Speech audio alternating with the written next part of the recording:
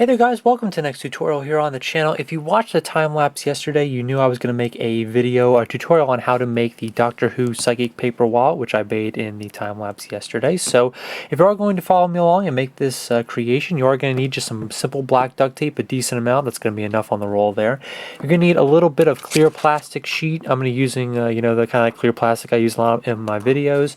And you're going to need a little bit of white paper or cardstock paper if you have it. That'll work a little bit better because it's a little bit thicker and you'll be able to feed it into the wall a little bit better. So let's get started here on the tutorial. So the first thing you're going to do is cut out 6 strips of tape that are 7 1/4 inches long. And once you get your first few, you can start taping them together here. You're going to take your first 2 and you're going to stick them together just like this, right on top, no sticky sides showing. Take your third one, and it doesn't matter how much you apply, probably about 1/4 inch or so will be fine. You're going to flip it over. You're going to take your next 3 and you're going to apply them back and forth until you have a giant sheet of tape here. Now the height that you want to go for, I'll turn this over. This is my basic one that I made already before. The total height of it is about 5 inches here. So you want the entire sheet of tape to be about 5 inches high. So we're going to be going to that line right about there. Both sides, no sticky side showing. Alright, so here we have the completed sheet, 7 1/4 inches down here, 5 inches high up here. So now what we're going to do is trim a little bit off because there's always a little bit of sticky part on the sides here. Hopefully not on the top and bottom. So you can just trim just the tiniest little bit off. Don't try to trim too much because otherwise, you'll eat into your measurements. And then from there you want to fold it, give it a good crease in half, just like that, and we'll move on to our next step. So now I'm going to take my plastic and I'm going to line it up on the bottom here. Now what I usually try to do is leave a little less than 1/4 inch on all the sides here. So I'm going to use the natural corner of the piece here to 1/4 inch on that side, 1/4 inch on the bottom. And then you can use just a pen, depending on what kind of plastic you're using. You can just mark it with a small pen. And then I usually come down about 1/2 inch or so from the direct center of the crease, and then you can kind of just mark that there. Then of course I'm going to take my pair of scissors, I'm going to cut that small rectangle out. So after you cut it, lay it in your wallet, make sure it's nice and measured and it's going to work out for that. Make sure to leave about 1/4 inch all the way around it.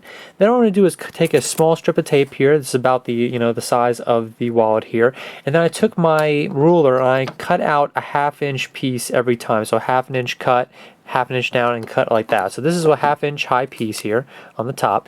Then the reason I'm doing it to a 1/2 inch is because I want to apply 1/4 inch of the strip onto the top here, and I'll leave 1/4 inch stuck onto the surface you're working on. That way when you pull it up like this, you can wrap it around, and that makes the trim all the way around the wallet to be exactly the same. So that's attaching that piece. Now what we're going to do is take a much larger piece and put a 1/4 inch trim on this part and on this part over here. So again, here's another 1/2 inch tall piece. I'm going to stick that directly on top here.